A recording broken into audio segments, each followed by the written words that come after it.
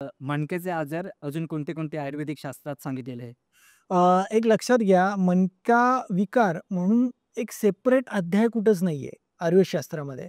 मणका विकार हा बऱ्याच वेळा बऱ्याच आजारांचं लक्षण म्हणून आलेला आहे. एक लक्षात घ्या, तुम्ही जर बघितलं पहिला अध्याय आयुर्वेदशास्त्रात आला ज्वर निदान. ज्वर म्हणजे ताप.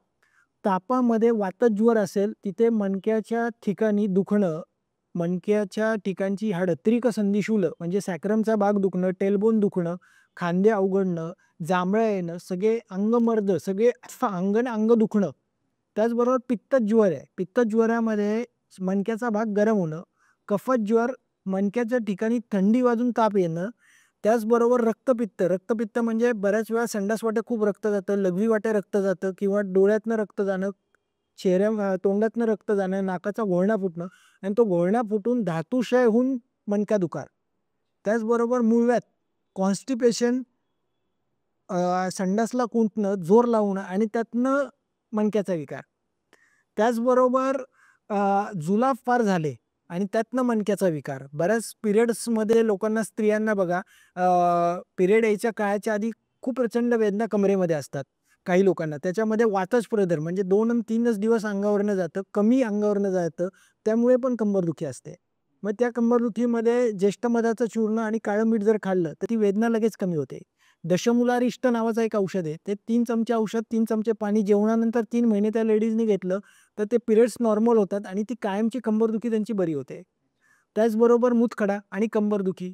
मूतखड्यामध्ये बऱ्याच वेळा काय होतं, स्टोन तो मागणं ज्यावेळेस हालतो त्यावेळेस सकाळी उठल्यानंतर तुनी आणि प्रतितुनी मागणं पुढे दुखत येतं पेशंटला कमरेतनं. मग त्याच्यामध्ये जर त्या काळामध्ये विलायची, हिरवी विलायची चघळली 2 ते 3 दाणे, कंबरदुखी कमी होते. त्याचबरोबर गॅसेस होणं, पोटात फुगणं आणि त्यावेळेस कंबरदुखी होते.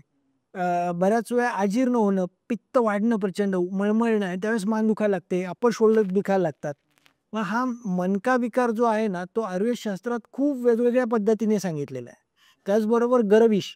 गरविष म्हणजे काय? तर आपण बाहेरचे पदार्थ चुकीच्या प्रमाणात, चुकीच्या अवस्थेमध्ये जर खाल्ले, विरुद्ध अन्न खाल्लं, तर त्याच्यामुळे बऱ्याच वेळा काही लोकांना कंबरदुखी, मानदुखीचा त्रास होतो. उंदीर चावलाय, उंदीर चावल्यानंतर बऱ्याच वेळा कंबर सुजायला लागते.